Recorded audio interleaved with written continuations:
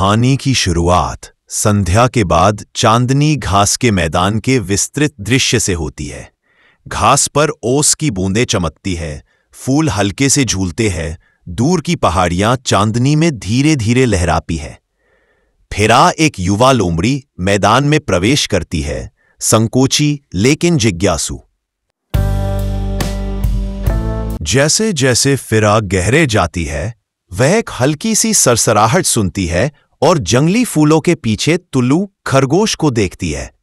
वे एक दूसरे को अभिवादन करती हैं और फिरा अपनी इच्छा व्यक्त करती है कि वह चांदनी गीत ढूंढना चाहती है। तुल्लू संकोच करती है लेकिन साथ चलने के लिए सहमत हो जाती है। फिरा और तुल्लू एक चांदनी से रोशन तालाब की ओर बढ़ते हैं, जिसकी सतह आकाश का प्रतिबिंब प्रस्तुत करती है। ब्रॉन मेंढक एक कमल के पत्ते पर कूदता है। उसकी त्वचा चमक रही होती है।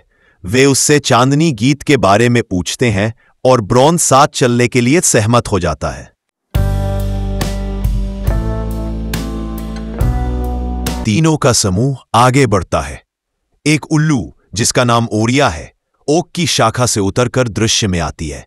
ओरिया उन्हें मार्गदर्शन देने का प्रस्ताव करती है। वह जानती है कि चांदनी गीत के लिए दिलों का एक साथ बोलना आवश्यक है।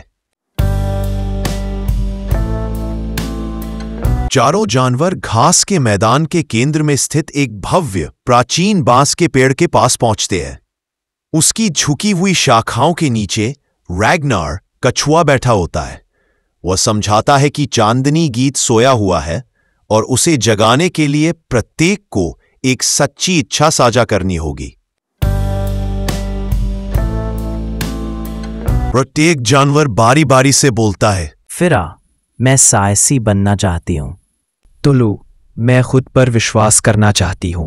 ब्रॉन, मैं सामंजस्य की कामना करता हूं। ओरिया, मैं ज्ञान की कामना करती हूँ। रैगनार, मैं शांति की कामना करता हूँ। वे चुपचाप खड़े होते हैं, दिल खुले हुए, चांदनी में शांति के साथ। मौन रात्रि में एक हल्की धुन शुरू होती है, फिर बढ़ती है। चांदनी गीत हवा, तालाब, पत्तियां, सितारे के बीच से गुजरता है, उनकी इच्छाओं की गूंज करता है। घास का मैदान जैसे चमकने लगता है।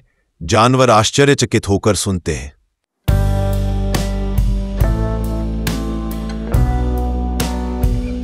अंतिम सुर धीरे धीरे फीके पड़ जाते हैं। घास का मैदान बदल चुका है। जानवर धीरे से बोलते हैं। फिरा, तुल्लू, ब्रॉन, ओरिया, रैगनार, और वे विचार करते हैं। सुबह की गुलाबी आभा प्रकट होती है। वे अपने अपने घरों की ओर प्रस्थान करते हैं। दैनिक जीवन के दृश्य दिखाते हैं कि प्रत्येक जानवर कैसे बदलता है। फिरा एक मित्र की मदद करती है, तुल्लू नए मित्र बनाती है, ब्रॉन तालाब की देखभाल करता है, ओरिया छोटे पक्षियों को मार्गदर्शन करती है, रैगनार तूफान में शांत रहता है। जब नीला चांद फिर से आता है तो जानवर फिर से इकट्ठा होते हैं और गीत को याद किया जाता है और फिर से जागृत किया जाता है। आपको इस कहानी कैसी लगी? कमेंट करो और अपने दोस्त को शेयर करो और ऐसे ही मजेदार कहानी के लिए सब्सक्राइब करो।